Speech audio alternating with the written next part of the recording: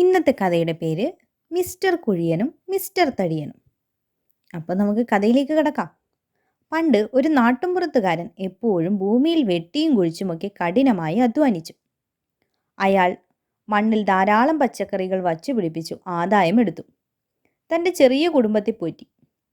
അയാൾ ജീവിതം ആരംഭിച്ചിട്ടേ ഉള്ളൂ. എങ്കിലും ഭൂമി കുഴിക്കുന്നത് കൊണ്ട് അയാൾ മിസ്റ്റർ കുഴിയൻ എന്നറിയപ്പെട്ടു. അടുത്ത വീട്ടിൽ മിസ്റ്റർ തടിയൻ എന്നൊരാളുണ്ട്. തടിയൻ്റെ കുടുംബം വർഷം തോറും വളർന്നു. തടിയനും വർഷം തോറും തടി വെച്ചു. കാരണം അയാൾ പ്രത്യേകിച്ച് ജോലിയൊന്നും ചെയ്യില്ല, തീറ്റി മാത്രം. പക്ഷേ മക്കളെ കൊണ്ട് ജോലി ചെയ്യിക്കും. ഒരു ദിവസം മിസ്റ്റർ കുഴിയൻ മിസ്റ്റർ തടിയനോട് പറഞ്ഞു, മിസ്റ്റർ തടിയൻ, എൻ്റെ 2 ആൺമക്കൾ പ്രായപൂർത്തിയായി. ഇനി ഞാനല്പം സുഖിമാനാകാൻ പോണു, താങ്കളെപ്പോലെ തടിയനാകാനും. അപ്പോൾ മിസ്റ്റർ തടിയൻ പറഞ്ഞു, ചങ്ങാതി, അതിനെന്താ കുഴപ്പം? അപ്പോൾ പിന്നെ താങ്കളെ ജനം മിസ്റ്റർ തടിയൻ എന്ന് വിളിച്ചേക്കും.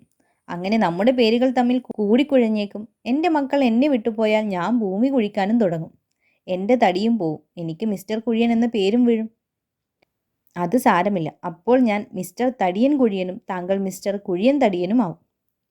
മിസ്റ്റർ കുഴിയൻ്റെ ഈ കണ്ടെത്തൽ കൂടുതൽ ആശയക്കുഴപ്പത്തിന് കാരണമായി.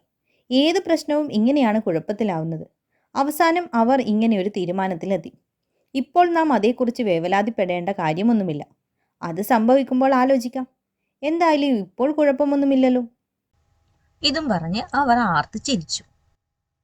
കഥ ഇഷ്ടമായാൽ ലൈക്ക് ചെയ്യാൻ മറക്കല്ലേ.